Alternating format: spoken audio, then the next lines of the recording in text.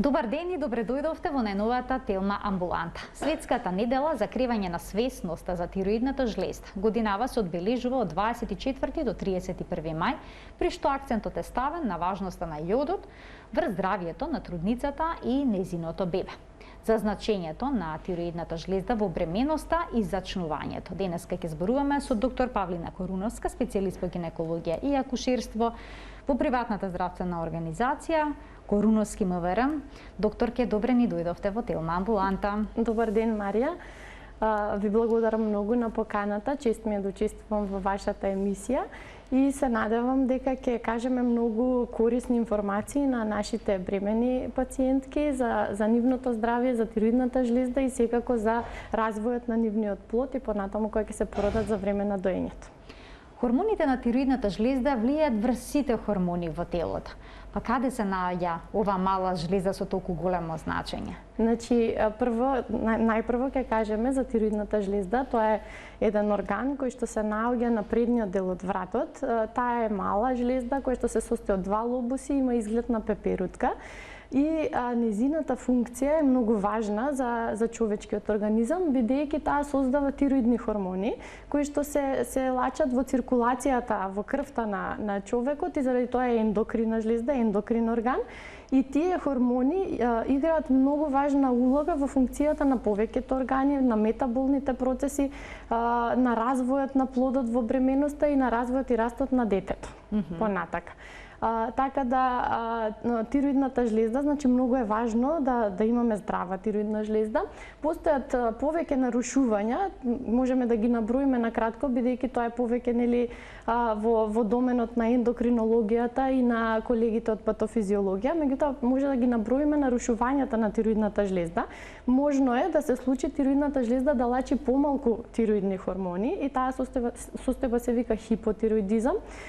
Понатаму имаме зголемено лачење на тироидни хормони, тоа се вика хипертироидизам. Тироидната жлезда исто така може да има абнормалности во смисла на гушавост или струма. Тоа многу често било нели порано. Ние имаме прадедовци, дедовци кои што сме ги гледале да имаат гушавост, истакната гуша на вратот. И ден денес се сретно, меѓутоа порано било многу почесто, бидејќи тогаш немало јодирана сол.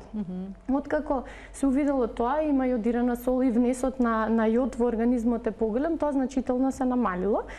Понатаму имаме тумори на тироидната жлезда исто така, тие може да бидат бенигни и малигни тумори, кои што може да се откријат со физиолошки преглед, со ултразвук на тироидната жлезда и тие што се испитувања со радиоактивен јод на патофизиологија. И уште една состојба која што е автоимуна и е многу зачестена во последен период, тоа е автоимуна болест на тироидната жлезда или хашимото тироидитис. Овој хашимото тироидитис се карактеризира со две фази, значи може една фаза да има намалено лачење на тироидната жлезда или фаза на хипотиреоза и понатаму да се активира тироидната жлезда, да лачи поголема количина на хормони и тоа е фаза на хипертиреоза. Така да тие се петте нарушувања на тироидната жлезда, кои што може да се случат и пред самата бременост, во текот на бременост или па исто така може и постпартално да се случат. Дали нарушената функција на тироидната жлезда може да предизвика проблеми во репродуктивниот живот на жената и пред бременоста?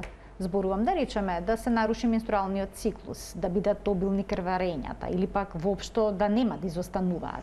Да, значи вака, пред бременоста, во преконцепцијскиот период, секоја пациентка која што планира бременост, нели, доколку, еве кога доаѓаат кај нас пациентките, доколку дојде и анамнезата исто така е многу важна, значи да ја прашаме пациентката колку време пробува да забремени и сето, и доколку каже пациентката дека 5-6 месеци пробува и сето, може да се посомневаме и да дадеме да провери хормонален статус. Ние ги даваме најчесто, ние гинеколозите, на третиот ден од циклусот даваме да проверат хормонален статус, тоа се и хормоните што ги лачи јајникот, меѓутоа секогаш ги пишуваме и тироидните хормони, бидејќи функцијата на тироидната жлезда е многу важна и за регулирање на циклусот, за тоа дали пациентката има плодни денови, односно овулација, затоа што промените во тироидните хормони може да предизвикаат ановулаторни циклуси, односно таа пациентка да има повеќе месеци каде што нема прскање на јајцеклетки клетката и нема овулација. И во тој случај имаме пречка во забременувањето, значи може да се резултира со инфертилитет. Така, значи, доколку жената има проблем со зачнување, со забременување, пожелно да се испита функцијата на тироидната жлезда. Така е, да, и целокупен хормонален статус. Колку често тироидната жлезда е проблем? Па доста често е проблем. Некаде пишува дека до 20%, значи во различни литератури има различни студии, различни испитувања, дека до 20% може тироидната жлезда да биде како причина за инфертилитет, значи може да пречи за настанување на бременоста. Сега има и пациентки кои што на пример има и други причини. Ние можеме на ултразвук да видиме полицистични јајници, може да видиме да имаат некои цисти, може да имаат ендометриотични тие чоколадни цисти и според некои испитувања има некоја поврзаност на полицистичните јајници, ендометриозата, дијабетот, исто така шекерната болест со нарушување на тироидните хормони. Заради тоа, кога ќе видиме нешто такво, треба да се посомневаме и да ја дадеме на пациентката да направи испитувања за тироидната жлезда и исто така да ја насочиме на ендокринолог. Главниот критериум за тоа како функционира тироидната жлезда е тиреостимулирачкиот хормон. Тоа е всушност хормон кој што воопшто не го излачува жлездата. Каде се создава ТСХ? Така е, значи ТСХ, тој не е баш главниот хормон, бидејќи првичното испитување е на ТСХ. И кога има нарушување на ТСХ, тогаш ги проверуваме и тироидните хормони. ТСХ е тиреостимулирачки хормон кој што се излачува во хипофизата, значи во мозокот, не го лачи тироидната жлезда и ТСХ ја стимулира тироидната жлезда да ги лачи тироидните хормони, тироксин и триодтиронин, тие се Т4 и Т3. Сега тоа во организмот функционира преку една негативна повратна врска или негативна повратна спрега, кога тироидните хормони се во нормални граници, праќаат сигнал до мозокот и ТСХ си се лачи нели во нормални граници. Доколку тироидните хормони помалку се лачат, се праќаат сигнал до хипофизата, до мозокот и во тој случај ТСХ се покачува и така ние го откриваме тој хипотироидизам. Која вредност на ТСХ е прифатлива во бременоста? Да. Дали да речеме 4 е нормално или не? Вака, до 2017 година 4 било во референтни вредности. Тоа зависи од популацијата, зависи од ендемското подрачје и од триместарот на бременоста. Значи, има ендемски подрачја каде што имаме дефицит на јод и таму секако ќе бидат помалку референтните вредности. Вака, според Светската здравствена организација, референтните вредности во првиот триместар за ТСХ се од 0,1 до 2,5. Тоа ќе го кажеме зошто е така само за првиот триместар. Во вториот триместар се од 0,2 до 3 и во третиот триместар од 0,3 до 3. Кога е веќе над 3, тогаш треба, значи, да се посомневаме на хипотиреоза или пак да ја пратиме жената на ендокринолог за да се направат дополнителни испитувања, како што се тироидните хормони, има и антитела кои што се создаваат и може многу да влијаат во развојот на плодот и доколку се даде соодветна терапија и на време, може да се спречат некои, да речеме, аномалии или па пречки во развојот кај тој плод и кај тоа дете понатака во животот. Зошто е толку важно, особено во првото тромесечие, нивото на ТСХ да биде нормализирано? Ете вака, сега ќе кажеме затоа што во бременоста, значи бременоста е како тригер фактор за функцијата на тироидната жлезда малку да се поремети, затоа што во самата бременост се лачат хормони кои што делуваат на тироидната функција.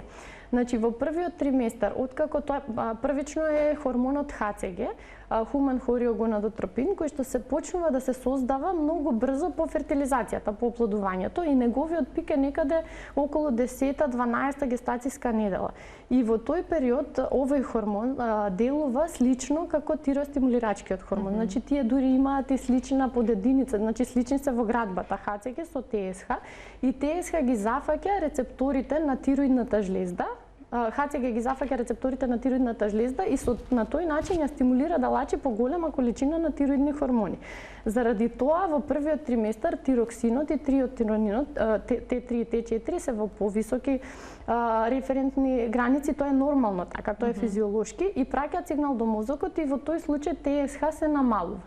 И заради тоа може ТСХ да биде во првиот триместар 0,1, меѓутоа некогаш може да биде и дури недетектибилен, значи под 0,1. И во тие ситуации треба секако да се испрати пациентката на ендокринолог, да се проверат тироидните хормони и антителата и соодветно на тоа се дава терапија. Меѓутоа најчесто е транзиторно, физиолошки, се случува кај сите бремени жени во првиот триместар и тоа е некаде до кај 16-18 недела, каде што понатаму тироидната жлезда веќе си создава нормална количина на хормони како пред бременоста и целата состојба се нормализира. Доколку лабораториските анализи пак покажат покачен тиреостимулирачки хормон. Што се презема во таква ситуација? Може ли да дојде до спонтан абортус поради тоа? Да, значи тоа веќе не е обратна ситуација, тука се работи за хипертироидизам. Тој хипертироидизам се сретнува во бременоста, меѓутоа многу поретко од хипотиреозата. Хипертироидизмот, значи може да настане транзиторен физиолошки хипертироидизам, гестацијски хипертироидизам се вика, а може и да настане, да биде причинет од таа базедова или Грейвсова болест. Тоа е автоимуна болест која што пациентките може да се имаат и пред самата бременост. Доколку знаеме, нели, тогаш е полесно за следење, се препорачуваат кога да прават жените контроли кај ендокринолог и секако ендокринолозите си ги закажуваат тие контроли последователно. Меѓутоа, кога имаме тој гестацијски хипертироидизам, во тој случај тироидните хормони се лачат, нели, повеќе на повисоко ниво се и во тој случај ТСХ се намалува. Значи се пак ќе кажеме за хипертиреоз уствари. Добро. И тие состојби, двете, и хипотиреозата и хипертиреозата може да дадат компликации во бременостите. Значи може да има повисока стапка на спонтани абортуси кај хипо и хипертироза, има повисока стапка на предвремени породувања. Понатаму може да имаме застој во растот на плодот, тоа се вика ИУГР или интраутерин застој во растот на плодот и така натаму, и тие состојби секако треба поредовно ултразвучно да ги контролираме и кај нас на ехо. Така, многу жени кои што ја го утврдиле овој проблем во бременоста, да речеме направиле анализи, добиле покачено ТСХ, односно тиреостимулирачки хормон, што значи се во хипо. Во хипотиреоза? Да, значи во хипотиреоза се плашат каков ќе биде развојот на бебето. Доколку не примале терапија во првото тромесечие, постои ли ризик бебето да има намален коефициент на интелигенција, да речеме, бидејќи овој хормон влие врз невролошкиот развој на бебето. Што им советувате на тие трудници? Нормално да ја одржуваат бременоста или не? Вака, сега во првиот триместар кажавме дека и нормална е таа состојба, меѓутоа доколку понатаму продолжи според симптомите на пациентката, ние може да препознаеме дека пациентката има хипотиреоза. Значи се јавуваат симптоми како што се замор, грчеви во мускулите, поспаност, дури понекогаш може и после 12-та гестацијска недела пациентката да има зголемено повраќање и гадење во бременоста, тоа се вика хиперемезис гравидарум. Исто така и таа состојба може да не наведе да помислиме дека може би таа пациентка има проблеми со тироидната жлезда. И во тој случај ќе ги праќаме на ендокринолог и доколку си примат соодветна терапија еутирокс, би требало да си биде се во ред со плодот. Не советуваме прекин на бременост, затоа што со лековите што се како хормон заместителна терапија за тироидните хормони, доколку се дадат на време и доколку си ги примаат пациентките редовно и се следат и се дозираат добро, понатаму исходот на бременоста е добар. Да ги вклучиме гледачите во денешната Телма амбуланта со нивни прашања на телефонскиот број 3076 677. Зборуваме за нарушена функција на тироидна жлезда за време на бременост, како таа се одразува на зачнувањето и воопшто на текот на бременоста. 3076 677 е телефонскиот број на телевизија Телма. Доктор Павлина Коруновска, специјалист по гинекологија и акушерство од ПЗУ Коруновски МВР е гостинка во Телма амбуланта. Таа ќе ги даде одговорите на сите ваши прашања и дилеми секако на темата на која што зборуваме и од гинеколошки аспект. Доктор, ќе се случува ли жената да нема никаков проблем со тироидната жлезда пред бременоста и ова да се случи откако ќе забремени, откако ќе зачне? Се јавуваат ли некои специфични симптоми кои што укажуваат, да речеме, на хипотироиза? Хипотироидизам. Да. Значи, почесто, еве вака од праксата, барем кај во нашата ординација со пациентките, почесто знаеме пред бременоста дали пациентката има проблеми со тироидната жлезда, бидејќи се јавуваат симптоми, меѓутоа некогаш пациентките се испратени од општите матични лекари на ендокринолог и веќе кај нас доаѓаат со потврда дека имаат хипотироидизам и дека си примаат терапија и си го следат тоа на ендокринолог.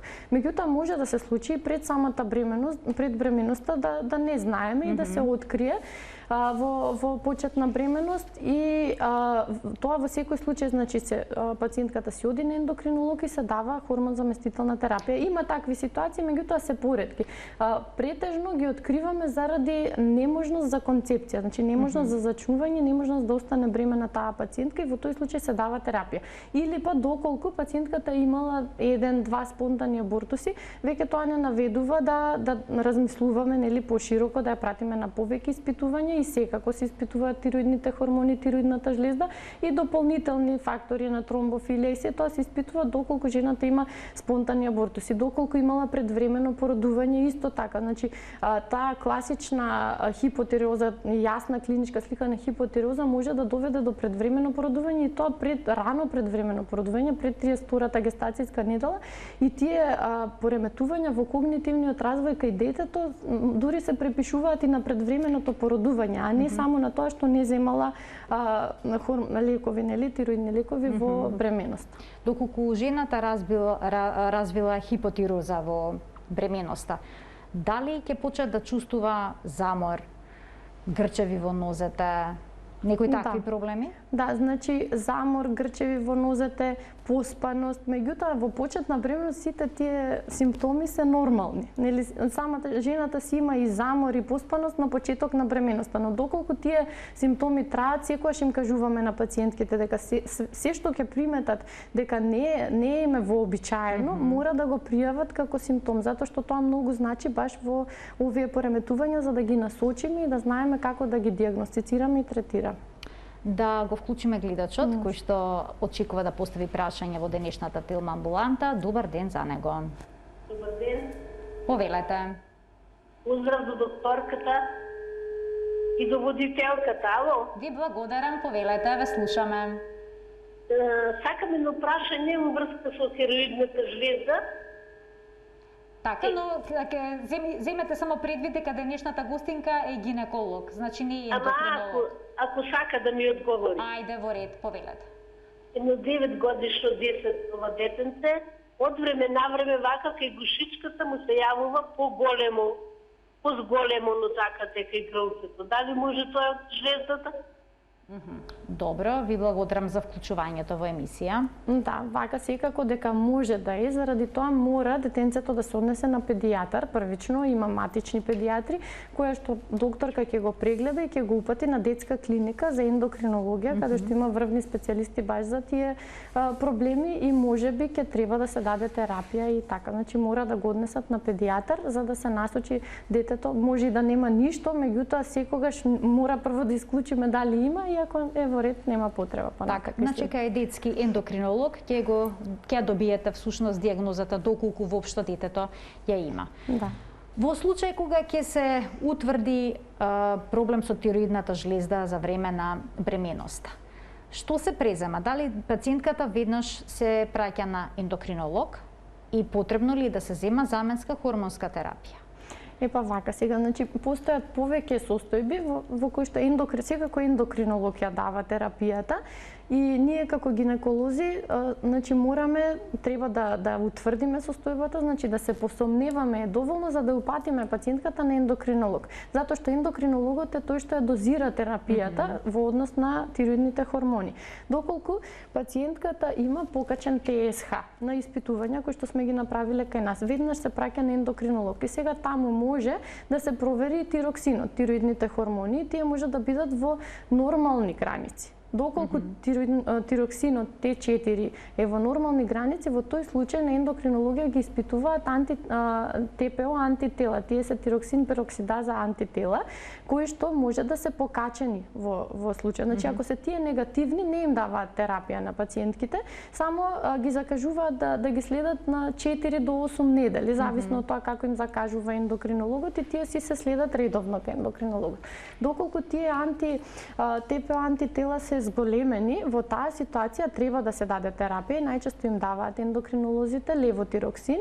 Значи, тоа е хормон заместителна терапија на тироидниот хормон, тоа е исто како природниот тироксин, и си го примаат пациентките, најчесто првично им даваат 25 микрограми, таа почетна доза, меѓутоа доколку имаме повторно пораст на ТСХ или антителата не се намалуваат и Т4 не се враќа во референтните вредности, си ја зголемуваат дозата. Редовно си се контролираат. Сега тие редовни контроли ги прават во првиот триместар почесто, некаде на 4 недели, и од 26 до 32 недела исто така ендокринолозите им закажуваат 2 пати во тој триместар, затоа што веќе и физиолошки се нормализира во тој период функцијата на тироидната жлезда, и после породување, после 6 недели секако мора повторно да се провери тоа, бидејќи има една интересна состојба за која што може да кажеме, тоа е постпартален тироидитис, кој што може и да остане понатаму во текот на животот. Така да пациентките си добиваат терапија од ендокринологот и со редовно следење на тироидните хормони гледаат дали треба да се покачи дозата или не. Сега има уште една оваа состојба каде што антителата се покачени, се дава и селен. Тоа пациентките вака што имаат проблеми со тироидна жлезда го знаат.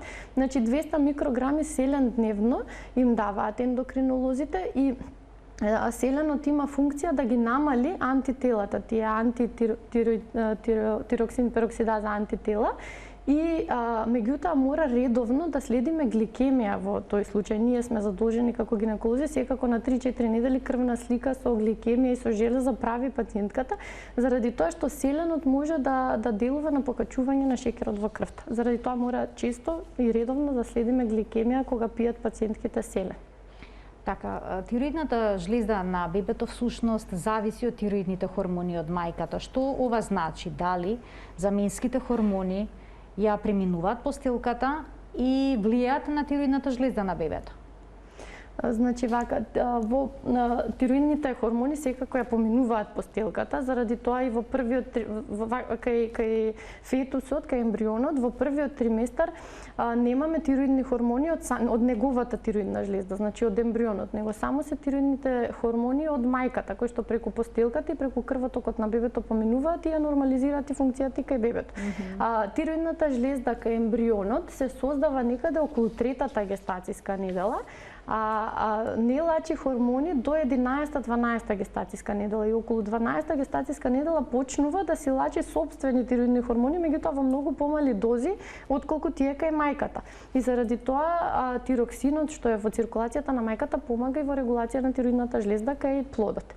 Така да, доколку тие не поминуваат, плодот во првиот триместар ќе остане комплетно без тироидни хормони, значи тие поминуваат и регулацијата е баш од мајчините тироидни хормони, и заради тоа е многу важно мајката да е во еутироидна состојба, значи нормалните да бидат во нормални референтни граници тироидните хормони, за да има понатаму плодот добар раст и развој, и кога ќе се роди бебето да има, нели, како ќе расте, да расте нормално, да има добар когнитивен развој. Има студии кои што викаат дека имаат бебињата кои што имале, нели, помалку тироидни хормони во текот на бременоста, намален коефициент на интелигенција. Така да тоа е многу важно за плодот. Имаме гледач на линија, да му дадеме можност да се вклучи во програма. Добар ден. Се исклучил во меѓувреме, во ред. Доколку трудницата пие заменска хормонска терапија, и при тоа има потреба да прими и витамини, минерали или пак некакви други суплементи, треба ли да внимава да не ги зема заедно, или пак тоа не прави никаков проблем?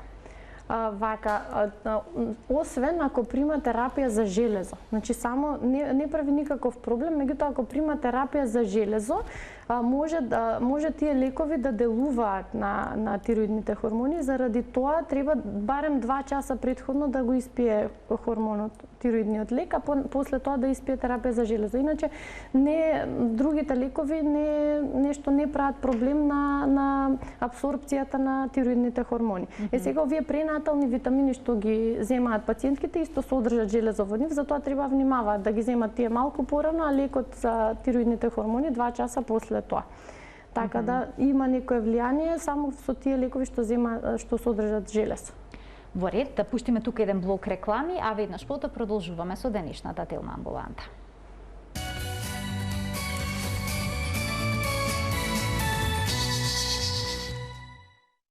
За значењето на тироидната жлезда во бременост и зачнувањето, денеска зборуваме со доктор Павлина Коруновска, специјалист по гинекологија и акушерство од ПЗУ, доктор Коруновски МВР. Докторке, доколку жената имала проблем со тироидната жлезда пред да забремени? Утврдено е поради спонтани абортуси, неможности да зачне или пак едноставно поради одредени проблеми што ги имала со здравието, потребно ли е да оди на ендокринолог, да ја смири целосно функцијата на тироидната жлезда пред да се одлучи да се реализира како мајка? Да. Значи вака кога пациентката пред бременоста има хипотироидизам, и кога ќе утврдиме дека е бремена, веднаш ја испраќаме на ендокринолог за да ја смени дозата на терапијата, бидејќи можеби пред бременоста прима пониска доза од лекот, понатаму треба да се покачи таа доза, посебно во првиот триместар го објаснивме тоа зошто е така.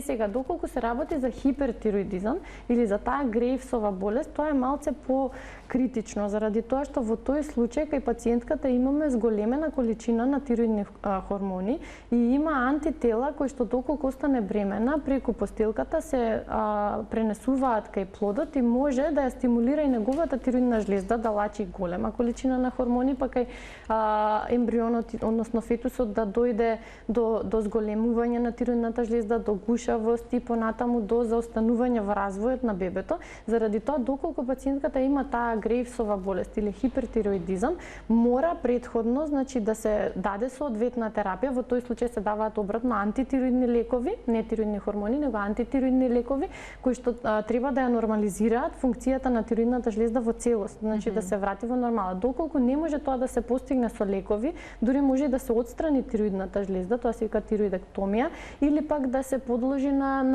зрачења, радиоактивен јод и така натаму, за да се нормализира жлездата и да се намали лачењето на таа жлезда. И доколку се направи операцијата отстранување на тироидната жлезда, понатаму секако пациентката ќе примат тироидни хормони, левотироксин, и треба во следните 6 месеци да не останува бремена. И заради тоа ние како гинеколози сме должни да дадеме некој силен контрацептив, односно со сигурност дека во тие 6 месеци пациентката нема да остане бремена, се додека не се нормализираат хормоните.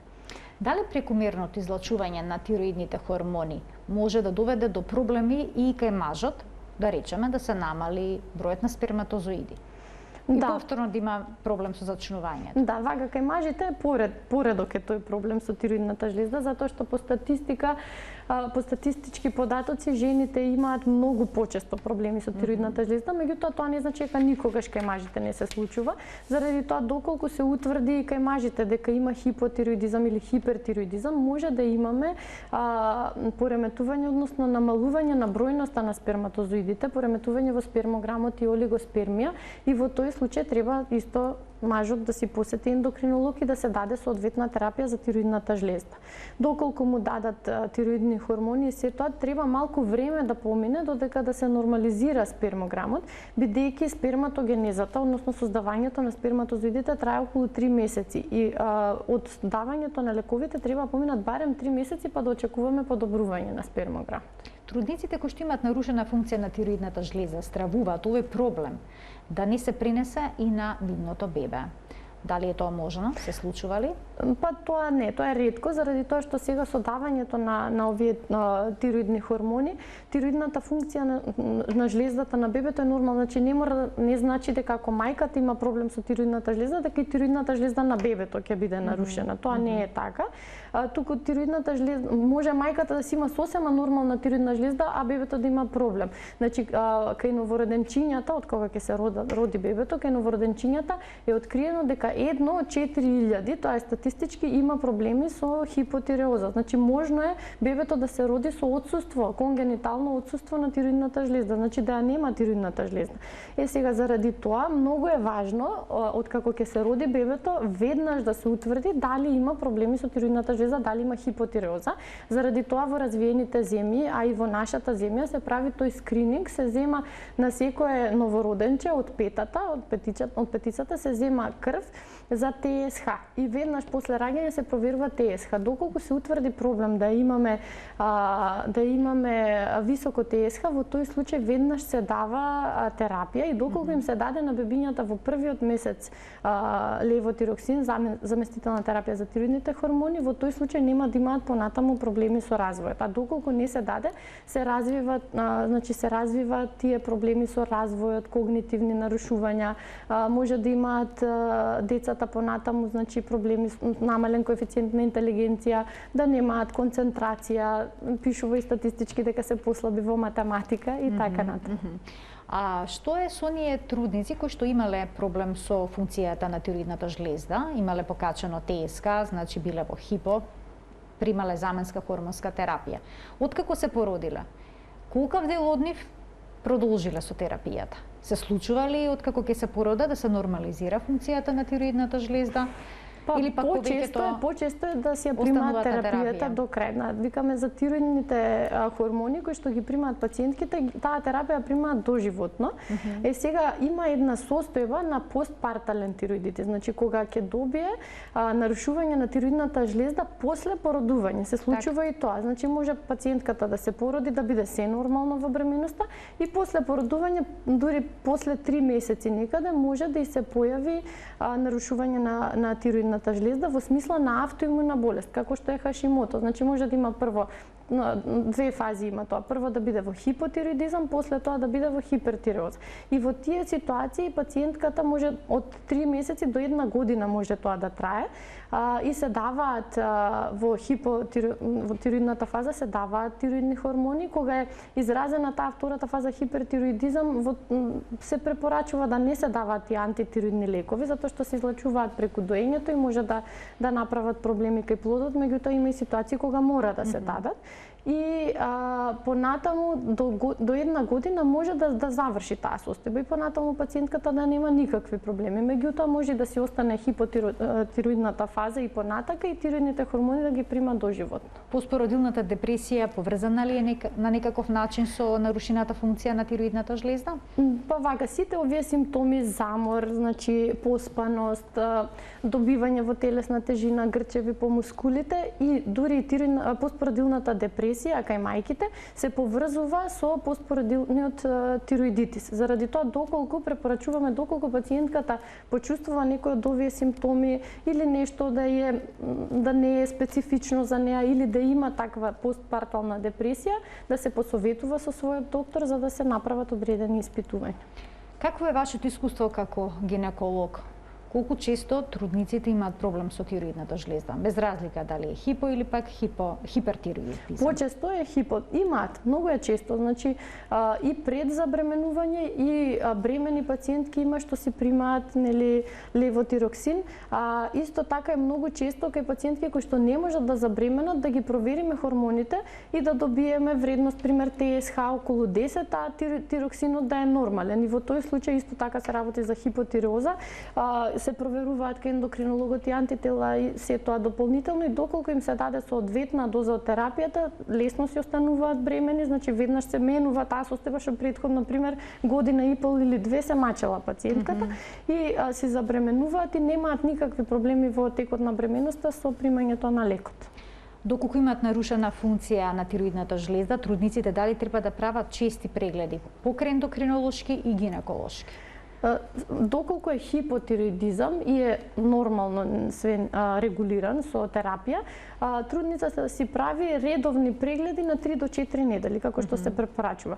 Меѓутоа, доколку има хипертироидизам или таа Грейвсова болест што се јавува и пред бременоста и доколку е активна и во бременоста, треба да се прават и почести ултразвучни прегледи на плодот, каде што може да се открие, тоа вако од искуство не можам да кажам зашто не сме имале таква пациентка, меѓутоа може да се открие да има срцевата фреквенција на плодот да е забрзана, над 170 удари во минута, значи тоа да трае подолго време, 10-20 минути кај плодот, да се појави да има зголемување на плодовата вода, хидропс фетали, значи бебето да има околу органите во стомачето, во главчето да има повеќе вода како отоци на бебето, и тоа може да ни укаже дека треба да се направи хорион кортоцентеза, односно да се земе од папучната врвка крв кај бебето, за да се проверат тироидните хормони. Меѓутоа во тој случај се праќа во терцијарна установа и на клиника се прават дополнителни испитувања и треба да се дадат антитироидни лекови, затоа што се гледа и на ехо може да се примети дека бебето во тој случај страда, фетусот, од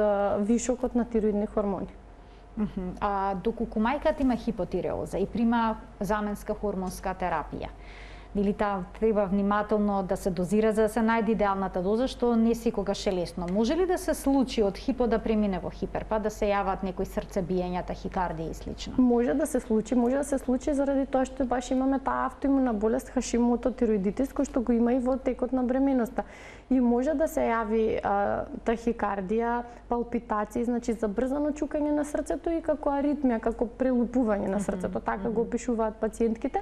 Сега доколку тоа се јави во почет на бременост, може и да не се посомневаме затоа што и во самата бременост на почеток имаме тахикардија, во првите, да речеме, во 6-та, 7-та, 8-та гестацијска недела. Меѓутоа, доколку тоа трае, треба секако да се упати на ендокринолог и да се види дали во таа фаза, кога е во хипертироза, треба да се даваат лекови или тоа ќе си биде транзиторно и ќе си помине без терапија. Добро, значи ни дадовте денеска навистина многу појаснувања поврзани со бременоста, зачнувањето и функцијата на тироидната жлезда. Верувам дека ќе им биде од голема корист на жените, бидејќи голем е бројот на млади жени кои што страдаат од нарушена функција на тироидната жлезда. Да, така е. Почитувани, ова беше се во денешната телма амбуланта. Доктор Павлина Коруновска, специјалист по гинекологија и акушерство, беше нашата денешна гостинка. Ви благодарам за вниманието со кое што не следевте. Гледајте не секој работен ден на телевизија Телма во 13:45. До гледање.